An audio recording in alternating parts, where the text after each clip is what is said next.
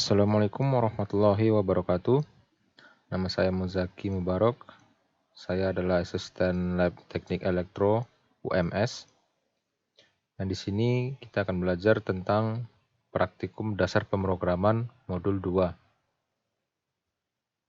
yaitu tentang percabangan if else, dan switch case. If itu adalah sebuah struktur logika untuk membuat percabangan alur program. Secara sederhananya, dengan menggunakan struktur if, kita dapat mengatur apakah sebuah perintah akan dijalankan atau tidak, tergantung kepada kondisinya. If else adalah kondisi di mana jika pernyataan benar true, maka kode dalam if akan dieksekusi, tetapi tidak bernilai salah false, maka akan mengeksekusi kode di dalam else. Switch case. Kondisi switch case adalah percabangan kode program di mana kita membandingkan isi sebuah variabel dengan beberapa nilai. Jika proses perbandingan tersebut menghasilkan nilai true, maka blok kode diagram akan dijalankan. Ya, mungkin teman-teman masih bingung ya kalau lihat pengertiannya ini. Kalau gitu kita lanjut aja langsung ke percobaan pertama, yaitu tentang if. Nah, jadi di sini kita pakai variabel integers dengan variabel a, lalu kita pakai scanf %i, dan di sini ada if. Jadi if ini ibarat kayak persimpangan. Karena di sini if menggunakan variabel a, maka variabel a itu akan menentukan apakah printf ini terbaca atau tidak. Jadi misalnya nilai a itu lebih besar sama dengan 10. Jadi kalau kita inputkan nilai a itu 5, kan ini tidak memenuhi syarat ya. A itu kan lebih besar sama dengan 10. Sementara A itu 5, maka ini tidak terbaca dan langsung saja membaca printf yang di sini. Kita coba saja. Di sini masukkan nilai A karena ada scanf. Contoh kita masukkan nilai A-nya 5. Nah, maka dia akan membaca nilai A yang Anda masukkan adalah 5. Dia langsung membaca yang ini. Tetapi kalau kita bikin memenuhi syarat if, contoh nilai A itu adalah 15. Maka printf yang di dalam if tadi itu terbaca. Nilai yang Anda masukkan lebih besar sama dengan 10. Lalu yang ini juga dibaca. Nilai yang Anda masukkan tadi adalah 15. Jadi semuanya terbaca. Flowchart-nya itu seperti ini. Nah, di sini flowchart-nya itu pakai integers a, printf masukkan nilai a, dan scanf itu untuk memasukkan nilai variabel a. Nah, di if itu bentuknya ketupat. Jadi kalau misalnya memenuhi syarat a itu lebih besar sama dengan 10. Kita masukkan nilai a itu 5. Dan ternyata tidak memenuhi. Jadi masuknya ke false. Dia langsung turun ke bawah. Tidak ke kanannya. Tidak ke kanan ini. Langsung ke printf yang terakhir, nilai yang Anda masukkan salah. Tapi kalau nilai A itu kita bikin lebih dari 10, lebih dari sama dengan 10, maka itu akan true. Dan akan membaca statement nilai yang Anda masukkan lebih besar sama dengan 10. Itu jadi true. Nah, setelah itu, dia masuk lagi ke statement terakhir.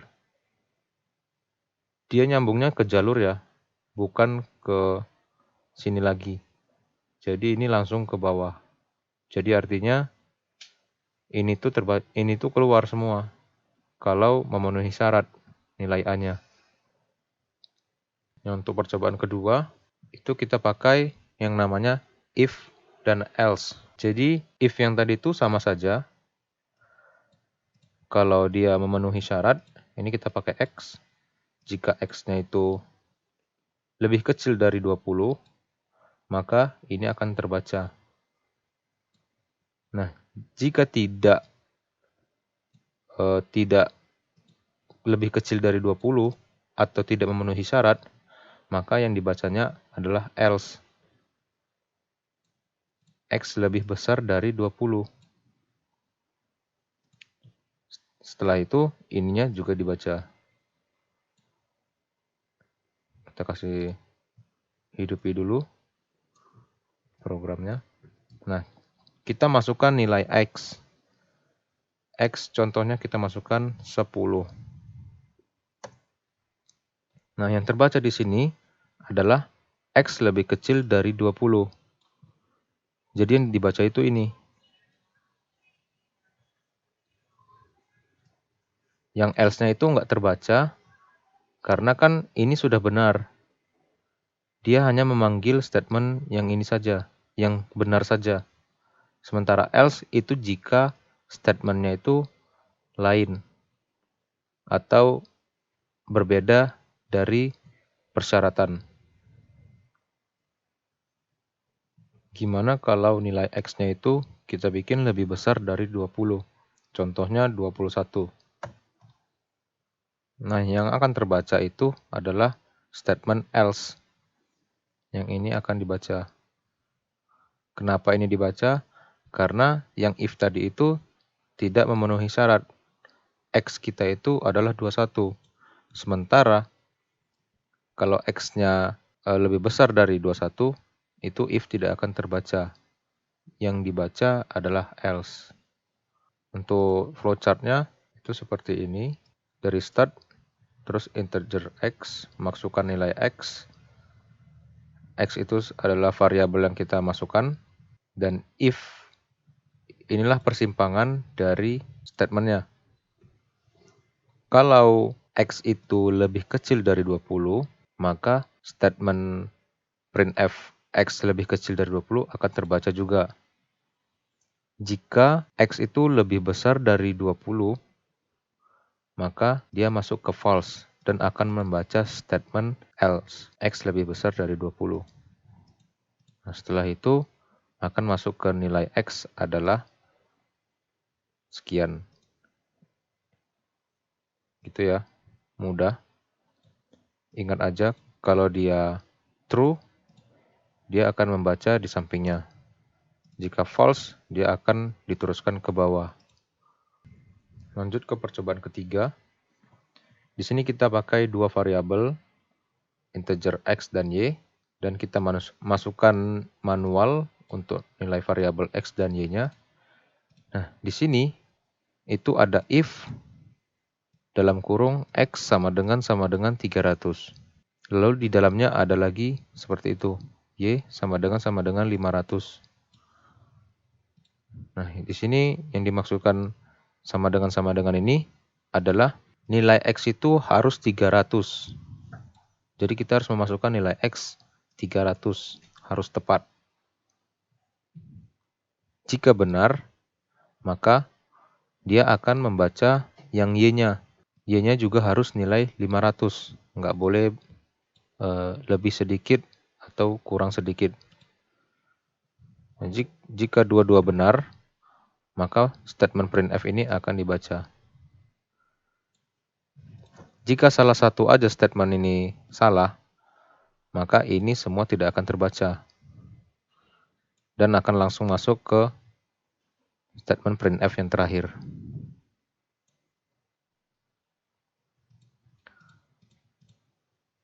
Kita jalankan. Tebak nilai X. Contohnya kita nggak tahu nilai X-nya itu berapa. Kita masukkan 100. Dan nilai Y-nya itu kita masukkan 500.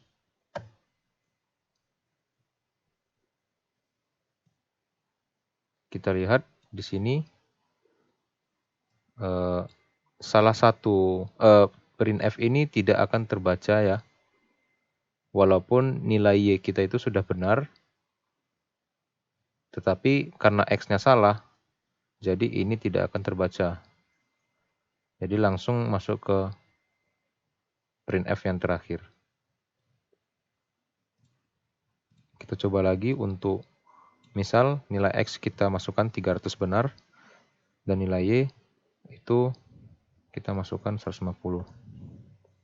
Tidak terbaca juga, karena nilai Y-nya itu salah.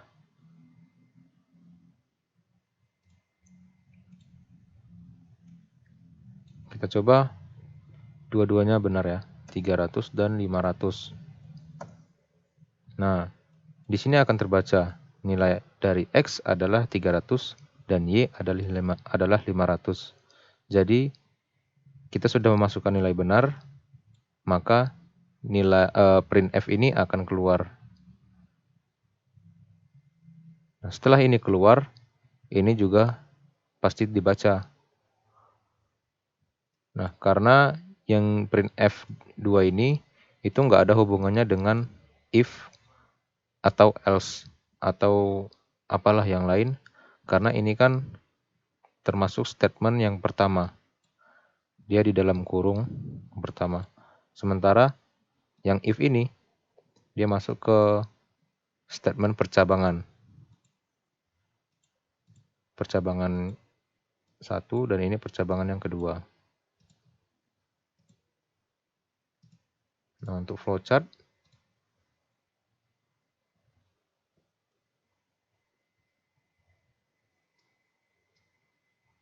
itu dia seperti ini. Nah, cara bacanya ini start integers X dan Y, printf tebak nilai X, scanf ya, tebak nilai Y, scanf Y. Dan di sini ada lingkaran. Nah, lingkaran ini artinya yang ini dan ini terhubung. Jadi kita tidak perlu menarik garis sampai ke atas ini. Jadi cukup untuk membuat simbol lingkaran. Dan itu artinya ini dua terhubung. Nah, di sini kita masuk ke persimpangan if. If X sama dengan 300. Jadi, jika nilai X-nya itu tepat 300, maka akan masuk ke jalur true, jalur benar. Lalu masuk ke persimpangan if Y. Misalnya, nilai Y-nya juga benar, kita masukkan 300, maka dia akan masuk ke true, benar, dan akan membaca statement ini. Setelah ini dibaca, langsung masuk ke statement printf terakhir, yang dua ini. Lalu the end. Nah, misalnya, if X sama dengan 300, itu kita masukkan nilai X-nya itu salah ya. Misalnya kita masukkan 150, maka itu akan masuk ke false. Akan langsung turun ke statement printf yang terakhir. Nah, gimana kalau X-nya ini benar dan Y-nya ini salah? Kalau X-nya benar, akan masuk ke true, dan di Y itu dia salah, itu akan langsung turun juga ke statement printf yang terakhir. Jadi ini tidak dibacanya. Seperti itu. Untuk percobaan keempat, di sini kita pakai char. Itu variabelnya ada kode, nama, dan nim. Jadi kita di sini pakai switch ya, dan juga case. Nah, ini maksudnya gimana? Jadi switch ini itu adalah pilihan. Switch dalam kurung kode. Nah, di sini kita menggunakan variabel kode, yang mana nilai variabelnya ini kita masukkan secara manual, karena di sini ada scanf untuk variabel kode. Nah, di dalam variabel kode itu kita ada buat dua pilihan. Jika kita inputkan A, terus kita enter, maka yang keluar itu ini. Jika kita masukkan B, maka yang keluar itu ini. Nah, break ini itu fungsinya sama seperti return 0. Jadi di sini tidak perlu pakai return 0 lagi karena di sini sudah ada. Jadi misalnya kalau kita buat nilainya itu A, terus kita enter, maka dia akan membaca ini, lalu stop, berhenti sampai di sini saja, break. Yang lain ini tidak akan terbaca. Sama juga seperti B, yang ini saja akan terbaca dan berakhir di sini. Nah, default itu artinya hampir sama seperti else. Default itu jika kita memasukkan nilai yang belum kita input datanya. Yang sudah kita input tadi kan A dan B. Nah, kalau kita masukkan C, itu kan nilai C itu belum kita bikin datanya. Maka dia akan masuk ke default dan akan membaca ini, kode yang Anda masukkan salah. Berlaku juga untuk angka. Kalau teman-teman masukkan nilai kodenya itu A, terus tekan enter,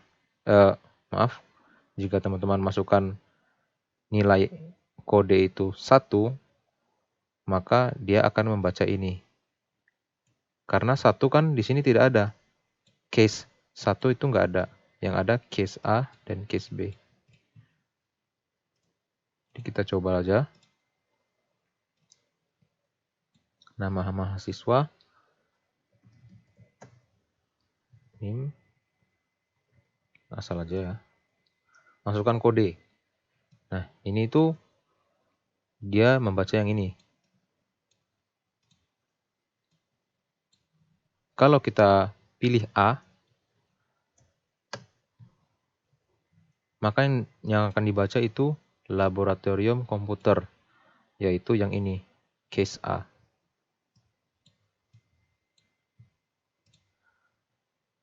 Setelah itu kosong, karena kita pakai break.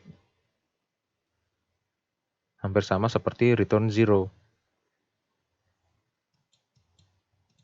Kita coba lagi.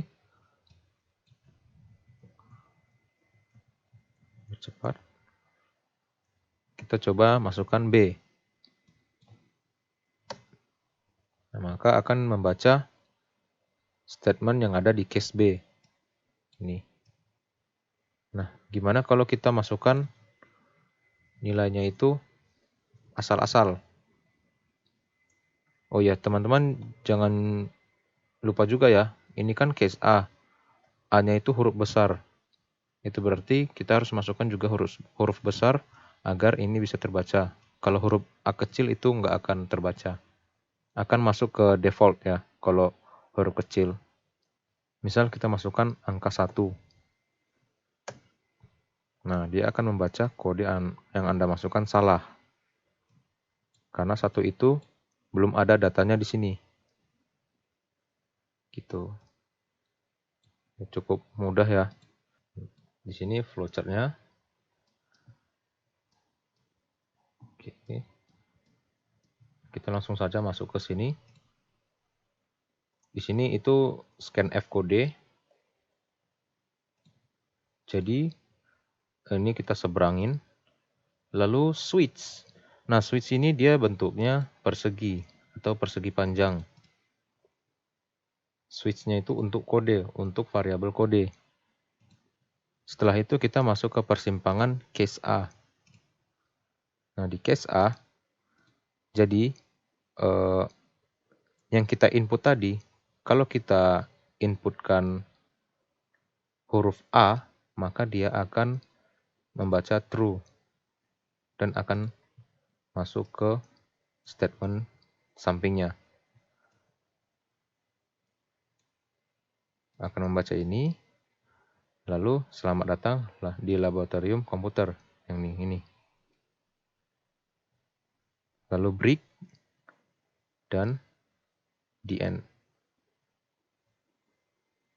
Sama juga yang B, kalau kita masukkan B, itu akan masuk ke jalur true.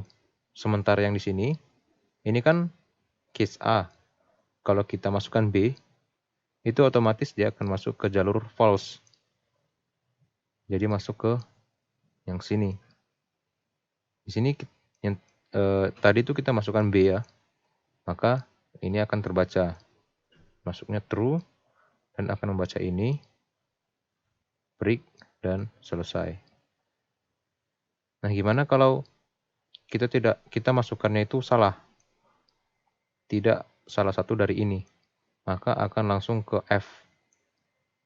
Default, dia akan membaca default dan akan mengeluarkan nilai ini.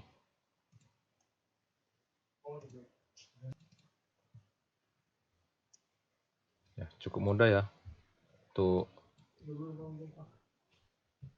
flowchartnya.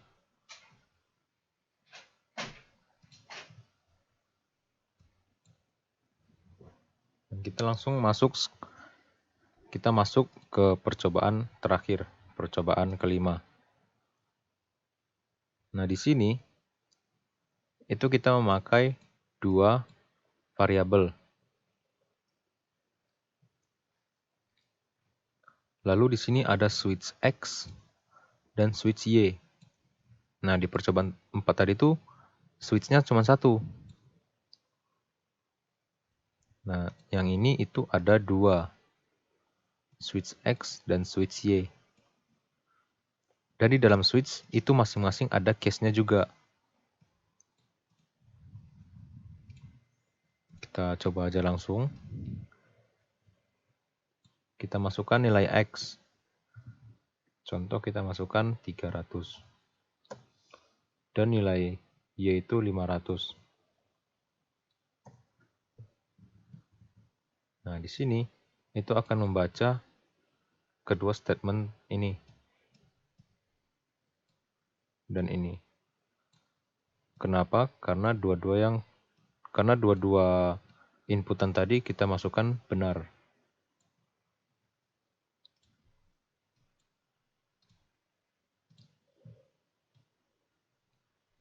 Nah, kita coba ini nilai X-nya 300.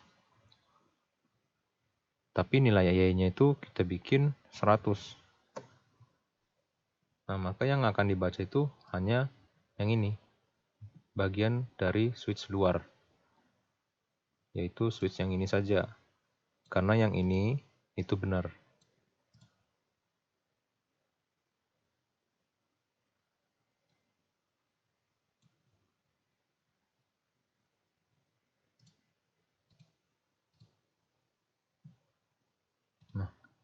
Nah, ini akan membaca bagian dari switch luar, yaitu dia akan membaca yang ini. Kenapa? Karena kita input nilai X-nya tadi itu sesuai, yaitu 300.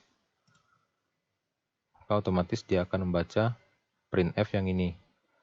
Dan untuk yang Y, karena kita masukkan tadi 100, itu tidak sesuai. Yang ini 500. Jadi ini tidak dibacanya, hanya membaca yang 300 tadi. Lalu setelah itu, membaca printf yang terakhir.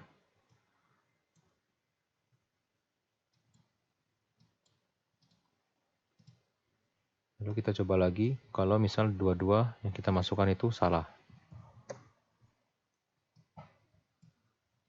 Nah, itu akan langsung membaca nilai printf yang terakhir. Jadi switch-nya ini tidak dibacanya. Gitu.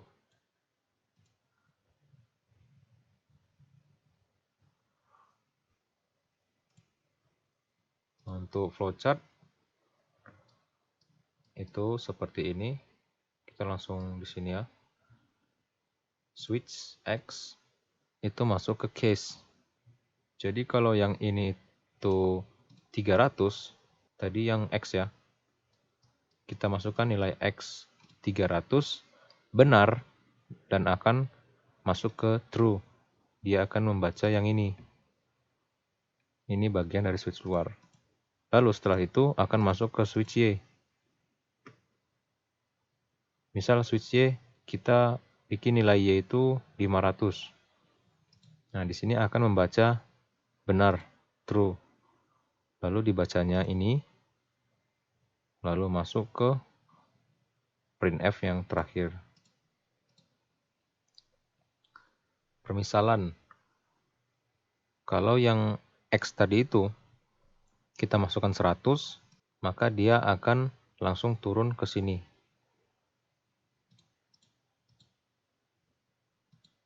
Format laporan. Untuk format laporannya itu kita pakai format yang terbaru, karena format yang pertama kali dibagi itu masih ada keliru, jadi kita pakai yang paling terbaru. Nah, ini kurang lebih sama seperti yang lainnya. Isinya hampir sama formatnya. Dan untuk tugas itu di sini sudah ada di dalam modulnya. Itu ada tugas. Sekian video dari saya. Semoga teman-teman bisa paham. Jika masih ada yang belum paham, bisa ditanyakan ke asistennya masing-masing. Dan kalau bisa, ini materinya dipaham sepaham-pahamnya. Karena kalau praktikum ini nggak paham, praktikum selanjutnya makin bingung untuk memahaminya. Baik segitu dulu. Semoga bisa dipahami teman-teman sekalian. Kalau ada kata-kata yang salah dan yang kurang, saya mohon maaf. Saya tutup. Wassalamualaikum warahmatullahi wabarakatuh.